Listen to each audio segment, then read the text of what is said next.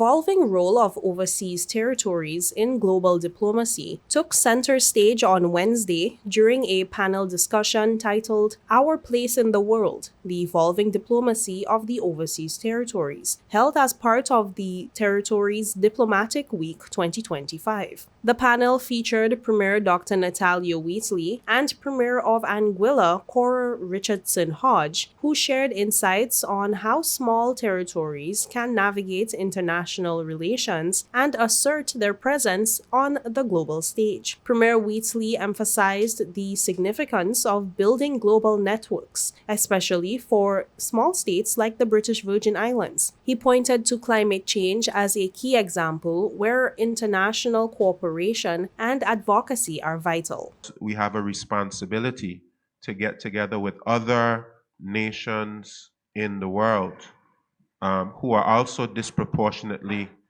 negatively impacted by climate change and advocate for our own best interests and advocate to the very same nations who are the ones causing climate change. Advocate for things like climate justice. Advocate for things like climate finance for those who are whether experiencing loss or damage from these impacts. Advocating for finances to be able to adapt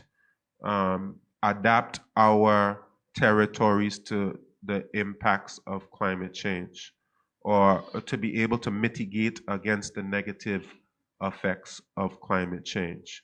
He also highlighted the importance of financial services and trade to the BVI economy, noting that the sector amounts for about 60% of government revenue and provides a substantial number of jobs. Premier Richardson Hodge echoed similar sentiments, stressing the need for self-advocacy and regional solidarity. Building on Wheatley's point about climate change, Richardson Hodge identified it as a shared challenge across the region, reinforcing the need for coordinated advocacy. She also reinforced the impact of Brexit, using the almost loss of Anguilla's access to St. Martin as an example of why proactive diplomacy is crucial for the territory's future.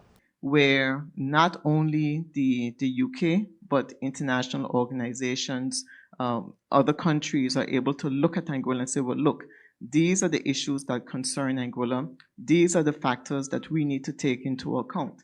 One of those, for instance, is in the case of Brexit. Many persons would recall when Brexit would have taken place, Anguilla had to advocate for its particular situation, wherein Anguilla is actually on the border of two European countries, French and Dutch St. Martin. And so as a result of the Brexit situation, there was a very real issue with regard to whether or not Anguilla will continue to be able to access St. Martin, because many persons in Anguilla shop in St. Martin. We travel internationally through St. Martin, the Dutch side. And so we had to advocate so that the UK government understood that that decision was done without consultation of the overseas territories, and those decisions had a negative impact. And so we had to come to the table in terms of how we were going to be able to maneuver. The other aspect with that as well would have been European Union funds that we would have benefited from. And as a result of that decision, those funds were no longer available to us.